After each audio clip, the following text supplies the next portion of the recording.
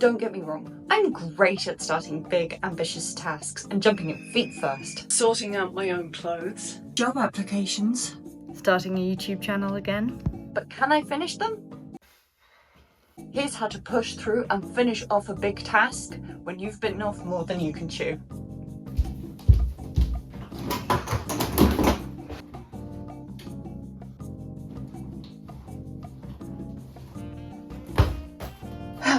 My task today is sorting out the clothes I no longer wear, so we actually have some room in our small little Paris apartment. So I'm probably going to create 2 piles, possibly 3. One for definite keep, one for maybe, and one for donate. So let's go.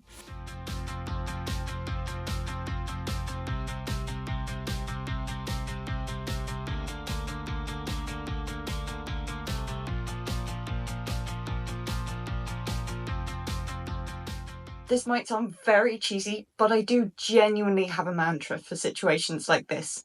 And I don't know which 90s children's film that I got this from, but the mantra is, things always look worse before they get better. Kind of like the KonMari method. I'm just going to dump everything out and kind of sort it out as I go. Oh, I don't know whether to keep this or not. Wow! I do have one already. Great.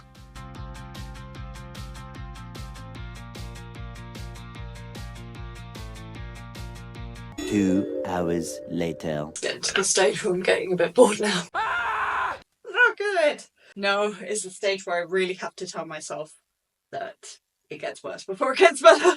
It always looks worse before it gets better. It always looks worse before it gets better. Repeating this mantra encourages me to accept mess as part of the process. Feel free to use this as your mantra too. But if this isn't vibing with you, then have a think about what your process is. Like if it takes you 10 cups of tea to change your bed sheets, then that's your process.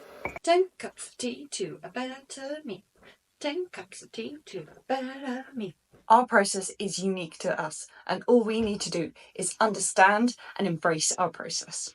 I think we're nearly there, but now I just need to kind of bag everything up too, so that it makes sense to you guys. It makes perfect sense to me.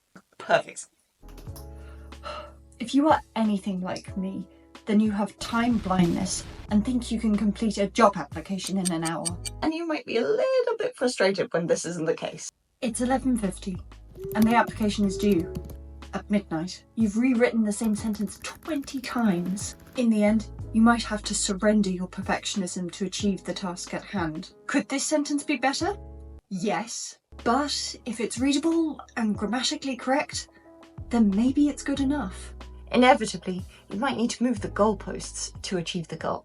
For this task, I want to sort everything out this exact second. But I don't actually have to. I can just sort out some of the clothes and repack the rest if it becomes too overwhelming. Like what I'm going to do with these socks. I'm not in the mood to pair these socks. So I'm just going to stick them all in a bag and then leave that for future Leanna to deal with. At the moment, I'm not going to try and put these in nice places. I'm just going to put everything I'm keeping in one place and then sort it out later. We may want to finish a task ourselves so we aren't a burden to others. It might be so that we can say to ourselves, Look at me! I did this big horrible task all by myself. but that sentiment comes from a place of ego as well. In the past, I would have said that sometimes we need to do tasks to prove to ourselves that we can actually do it and achieve it. But the mind doesn't work like that. Our brains twist anything to prove our underlying negative beliefs about ourselves are true. Let's say, for example, we do complete a task by ourselves. We might say to ourselves, Oh yeah, but it was just a fluke. Yes, I completed the task, but I didn't do it perfectly. so actually there is no benefit to struggling alone. There wouldn't be 6 hours of Lord of the Rings films if Frodo and Sam had just got on the Eagles in the first place. But in real life, take the Eagles. And if you still feel that shame asking someone for help, ask anyway. It will light that fire under your ass to get as much done as possible before they arrive. You might find the fear of someone seeing your task incomplete is exactly the kind of fear and motivation that you need to actually complete the task. Hey, I just wanted to clarify my previous statement. So I am not saying that fear or fear of shame are good motivators for doing something, not at all, but sometimes they're the ones that work. Do I clean my flat of my own accord? No. Do I clean the flat when I've got people coming over? Absolutely. So fear is not a good reason for doing things, but it's the one that sometimes works. Some ADHD reverse psychology for you.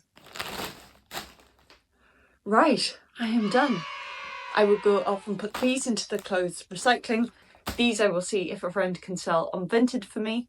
And that is for normal recycling. What task are you struggling to complete at the moment? Share the collective misery in the comments below. And if you'd like another video where I explain how I choose to sort out what to donate and what to keep, then please do let me know. See you next time.